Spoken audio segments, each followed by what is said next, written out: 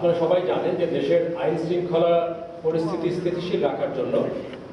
বাংলাদেশ সেনাবাহিনী দেশব্যাপী মোতায়েন রয়েছে। আমাদের আজকের এই সেনা সদর প্রেস ব্রিফিংয়ের মূল উদ্দেশ্য হল আমাদের দেশের আইন শৃঙ্খলা রক্ষায় সেনাবাহিনীর কার্যক্রম সম্পর্কে একটি সম্যক ধারণা প্রদান করা।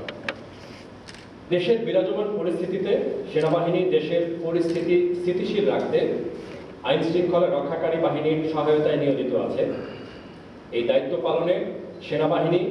জনগণের জানমাল, রাষ্ট্রের অতি গুরুত্বপূর্ণ স্থাপনা অর্থাৎ কেপিআই এবং সরকারি এবং বেসরকারি গুরুত্বপূর্ণ সংস্থাগুলোকে রক্ষা করার পাশাপাশি যেসব দায়িত্ব পালন করছে সেগুলো হলো পুলিশ বাহিনীকে পুনরায় কার্যক্রম হতে সহায়তা করা, আইন শৃঙ্খলা রক্ষাকারী বাহিনী স্থানীয় প্রশাসন এবং জনসাধারণকে সম্পৃক্ত করে দেশের সাম্প্রদায়িক সম্প্রীতি বজায় রাখা, বিদেশি কূটনীতিক ব্যক্তি এবং দূতাবাসগুলোর নিরাপত্তা নিশ্চিত করা, শিল্পাঞ্চলের নিরাপত্তা নিশ্চিত করা এবং কলকারখানাগুলোকে সচল রাখতে সহায়তা করা, বিভিন্ন সরকারি এবং বেসরকারি সংস্থায় অসন্তোষের বহিঃপ্রকাশ হিসেবে অরাজকতা এবং ভাঙচুর প্রতিরোধ করা, জনগণের ভোগান্তি এড়াতে এবং দেশের অর্থনীতিকে সচল রাখতে মূল সড়কগুলোকে বাধামুক্ত রাখা, দেশের বিভিন্ন স্থান থেকে বেহাত এবং লুট হওয়া অস্ত্র সহ সকল ধরনের অবৈধ অস্ত্র এবং গোলাবারুদ উদ্ধার করা এবং সার্বিকভাবে দেশের অন্তর্বর্তীকালীন সরকার যাতে তাদের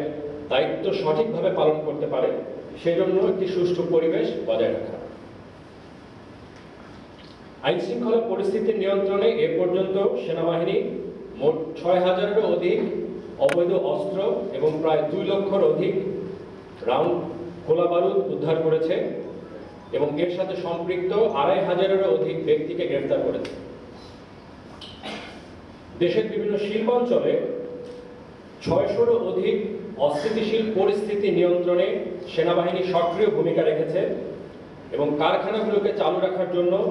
সংশ্লিষ্ট মন্ত্রণালয়, বিজিএমইএ সহ সংশ্লিষ্ট সকলের সমন্বয়ে বিভিন্ন পদক্ষেপ গ্রহণ করেছে, যার ফলে দেশের ২,০৮৯টি গার্মেন্টস কারখানার প্রায় সবগুলোই এই মুহূর্তে চালু রয়েছে। এর পাশাপাশি ৭০০-রও অধিক বিভিন্ন ধরনের বিশৃঙ্খল পরিস্থিতি নিয়ন্ত্রণ করেছে, যার মধ্যে শিক্ষা প্রতিষ্ঠান সংক্রান্ত ঘটনা ছিল ১৪১টি, সরকারি সংস্থা বা অফিস সংক্রান্ত ঘটনা ছিল ৮৬টি, রাজনৈতিক কোন্দল ৯৮টি এবং অন্যান্য আরো বিভিন্ন ধরনের ঘটনা ছিল ৩৮৮টি। অধিকাংশ ক্ষেত্রে সময়মতো কার্যকরী ব্যবস্থা গ্রহণের কারণে অনেক অপ্রীতিকর পরিস্থিতি এবং বহু মানুষের জান ও মালের ক্ষতি প্রতিরোধ করা সম্ভব হয়েছে।